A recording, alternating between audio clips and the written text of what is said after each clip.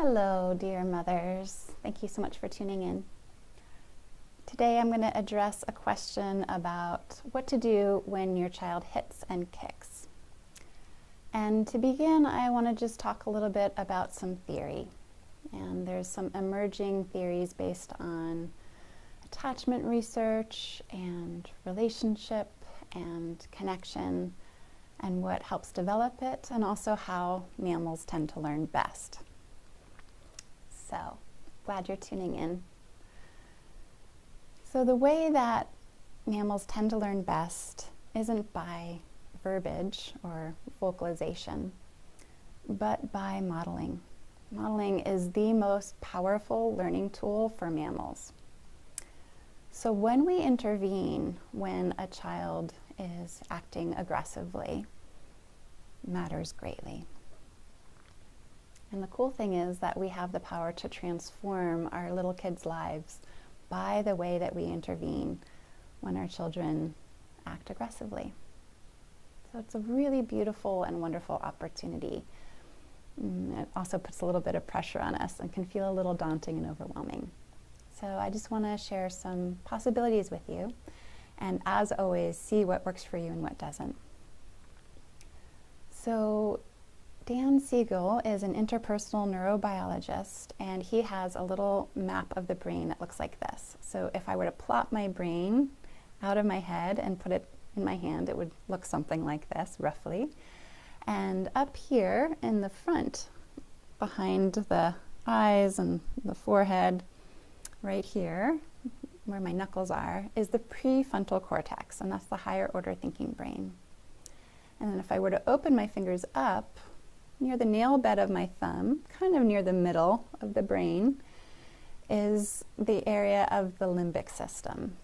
And that is the area of the emotional brain, where we feel our big feelings, our strong feelings.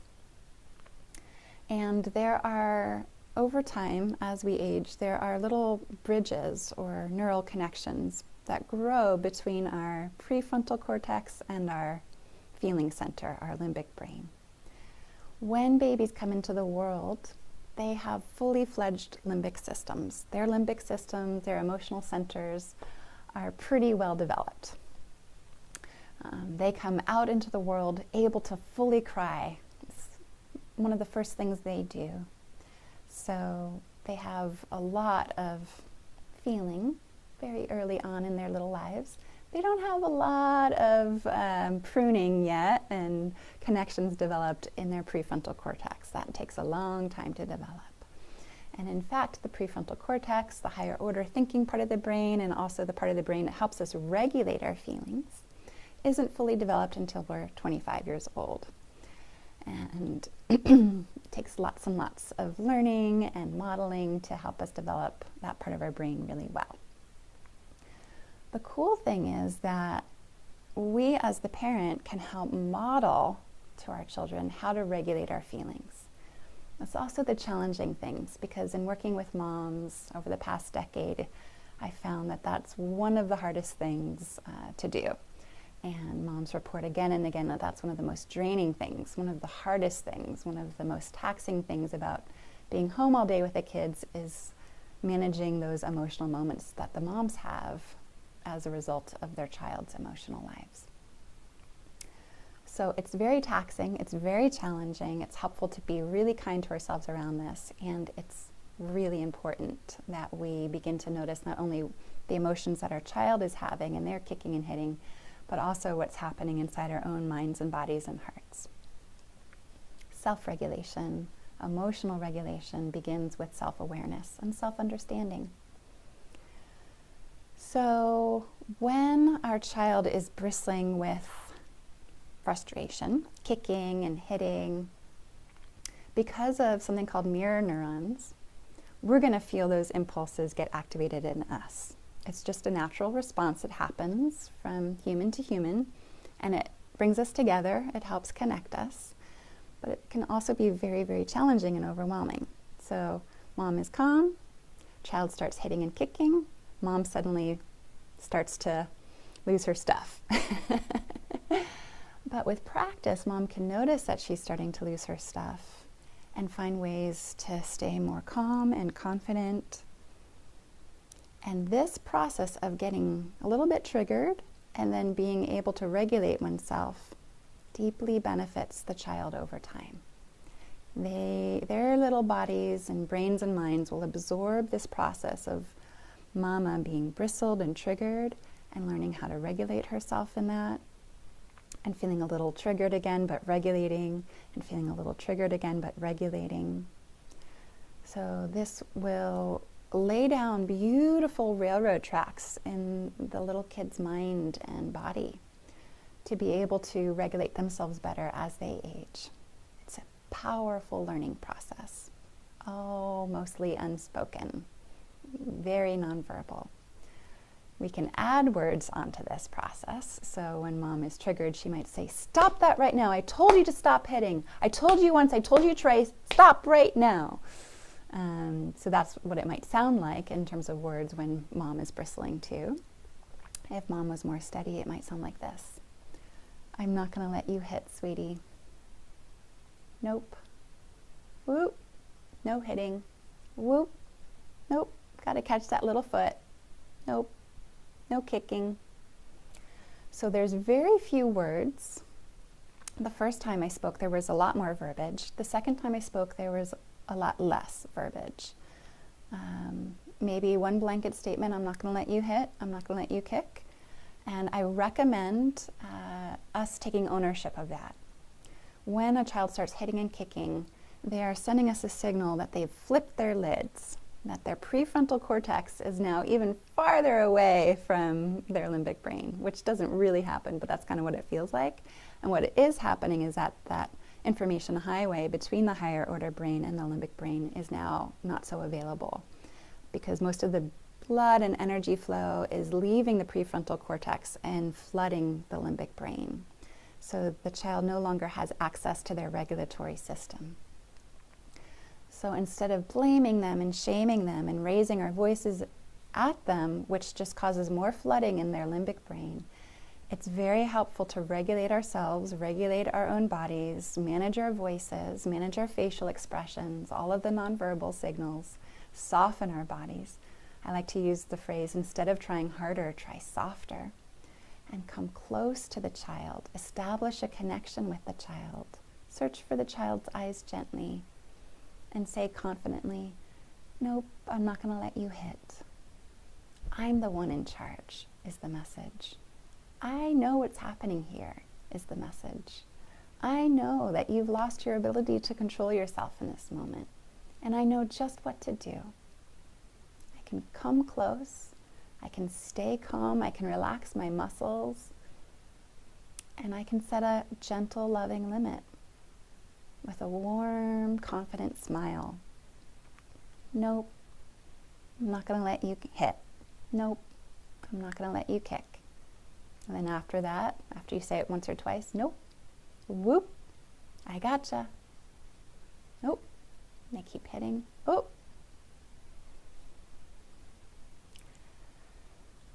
So all kids go through a hitting or kicking phase. And what I found in working with parents is that kids whose parents tend to react with tension when their child is hitting or kicking, those kids tend to have a prolonged hitting or kicking phase.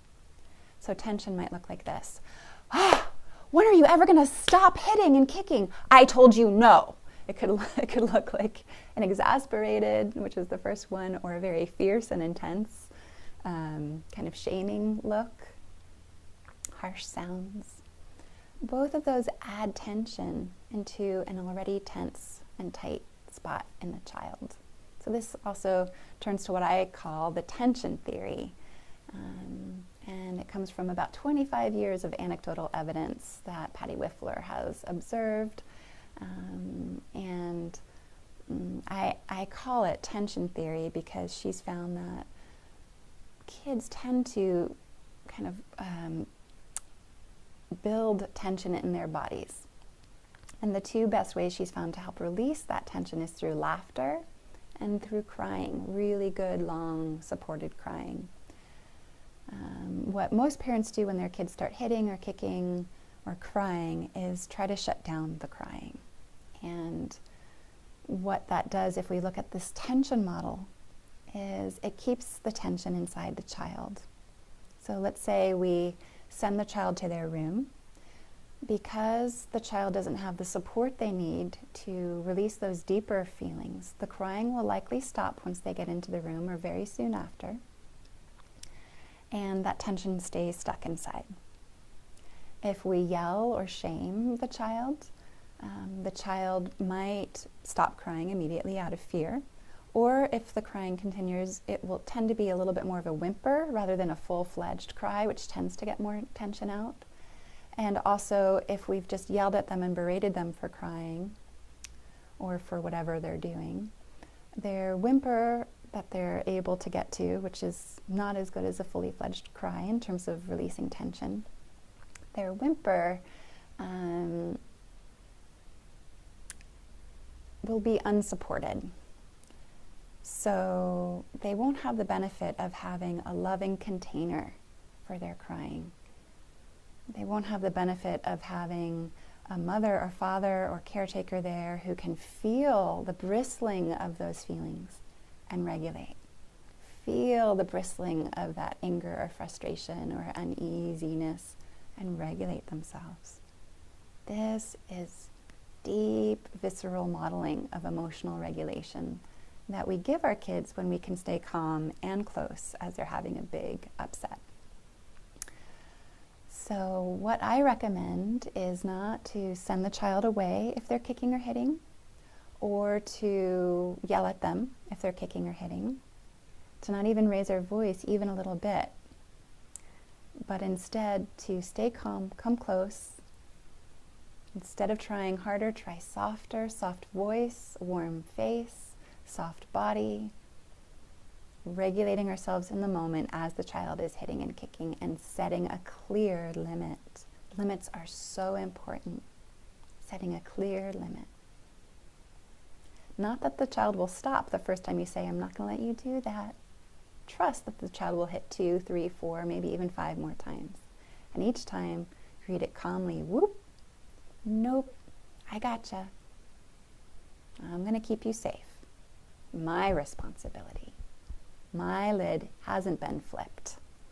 I am in control. I got this. I got us. It's a really powerful message of safety for kids, and it helps tremendously. So what happens, you say, Jackie, if I try to go in softly? I'm practicing try softer, not harder. I'm practicing all of this, and I flip my lid. Jackie, what happens if I do have this happen and I can't stay calm and relaxed? Well, what you can do is take a self-timeout. And this is also demonstrating really good modeling of self-regulation. So instead of sending your child to a timeout, what I recommend when you start to feel agitated and you can't stay calm and be close is to take a self-timeout and remove yourself. And the child will really not like this. This is not a pleasant experience. Almost every child that I've ever seen and known when I've worked with families, when a parent will do this, the child really gets upset and starts screaming or kicking or crying on the door, banging on the door. So expect your child to not like this. This is not a pleasant experience. But you're modeling something important here. You're modeling your own self-regulation. And in the bathroom, it's helpful to take, or wherever you go for your timeout, your own room or the bathroom. I lived in a very small space for the first 5 years of my son's life. So we only had one room and a tiny little bathroom, basically enough room for the toilet and the tub and nothing else. So I would usually go into the bathroom when I needed to take my own self-timeouts. And what I found when I experimented with my own self-timeouts is that if I went into the bathroom and then just kind of regurgitated what was happening, it didn't help me very much. If I was perseverating or ruminating on what was happening, it didn't help me very much. But what did help me was practicing self-compassion. So these 3 steps by Kristen Neff of self-compassion that she outlines in her wonderful book on self-compassion are: 1, non-judgmentally name what's happening. So my son is having an emotional moment and I got triggered. So non-judgmentally, just naming what happened. 2, say something kind to yourself. And most practitioners and teachers of this encourage you to put your hand to your heart or give yourself a little hug and use a term of endearment like sweetie or darling or honey. So it might sound like, it's okay, honey. I know it's hard. It makes sense that this is hard. You didn't sleep really well last night and there's a lot going on right now. And then the third step is to open this up to common humanity. So to say something to yourself like, there's many moms around the world right now who are dealing with this exact same thing. Their kid having an emotional moment and it's triggering them. You're not alone. So step 1, non-judgmentally name what's happening. Step 2, practice self-kindness. And step 3, open it up to common humanity. So that I found really helped settle my system in the 1 minute that I'm in the bathroom. And then I would come out of the bathroom and I would be really present for my son.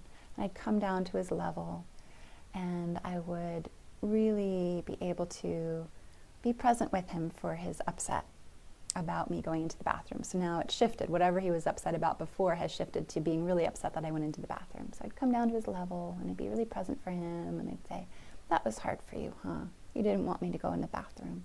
And just really lean into his experience and cross the bridge over to his little world and give him space to just feel what was there. And usually at that point he would just melt into my arms and give a little whimpering cry, and he would move on and we'd reconnect. And I'd apologize and say, I know that's hard for him, and yet I need to do it.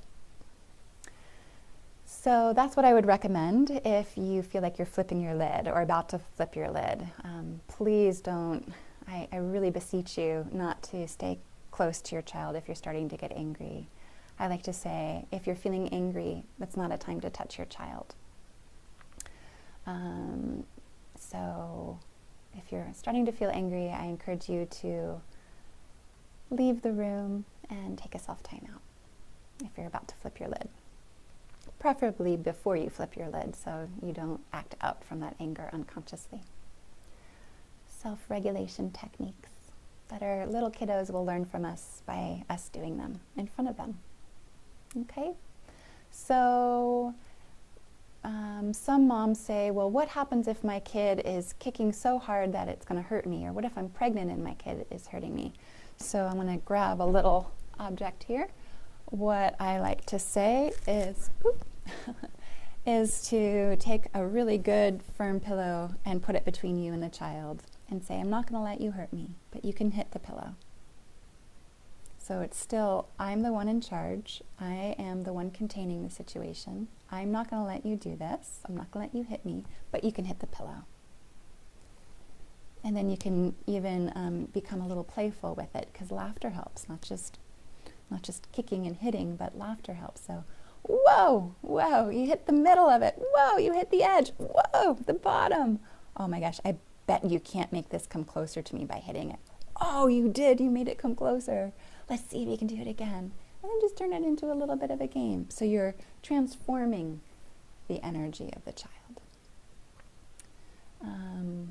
Other things that can be helpful preventatively are games like that, aside from when the child is hitting.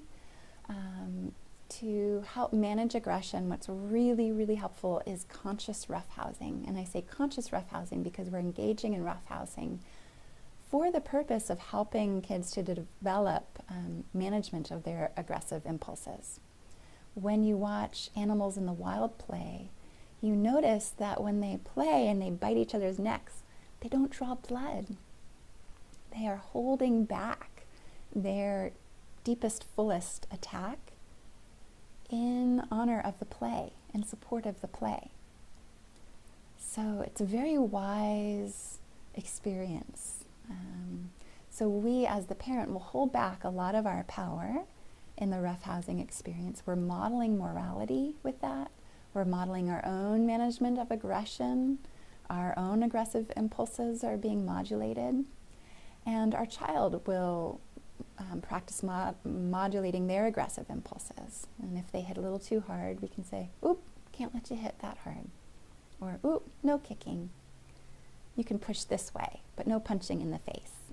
Things like that. And what's helpful before conscious roughhousing is to come up with a safe word. So it's fun to use a silly word like banana cream pie, or banana spray, or lemon spray. And practice using that safe word so you know and they know that when anyone says that word, all play stops for a moment and make sure whoever said it is okay.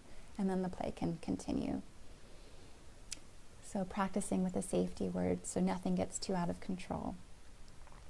Lots of fun roughhousing, lots of bodies rolling around and play kicking. You can, if you are a mom who really just does not feel comfortable with the physicality of this, perfectly fine, important to honor that. Another way you can do this is by air fighting.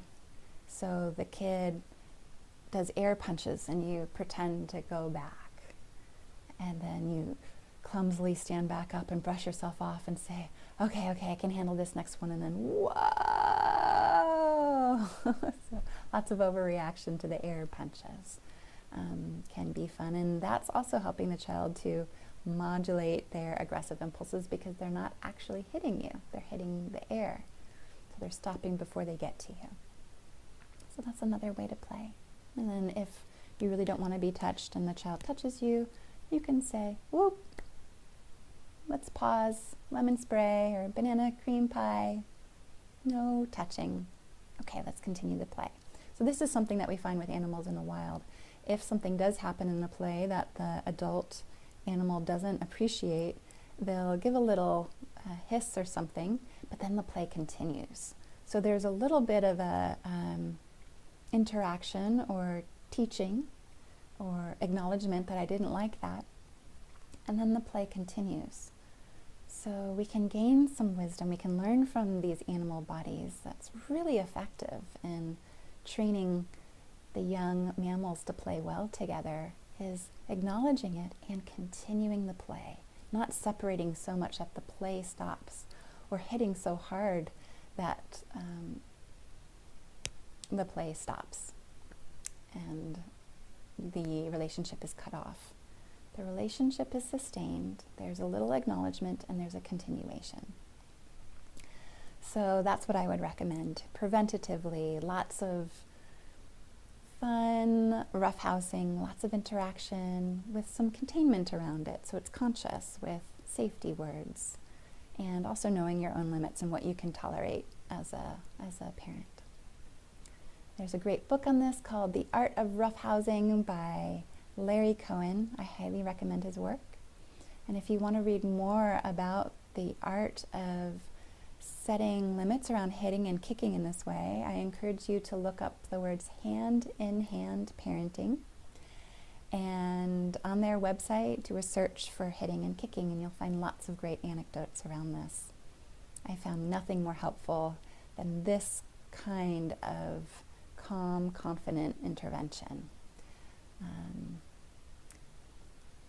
It really transforms little lives and lays pathways in their brains for a lifetime of emotional regulation, the ability to regulate their emotions really well because they've seen us do it. We've role modeled it for them. And what a gift to give our kids. This gift of a loving parent who's role modeling, feeling frustrated and regulating it.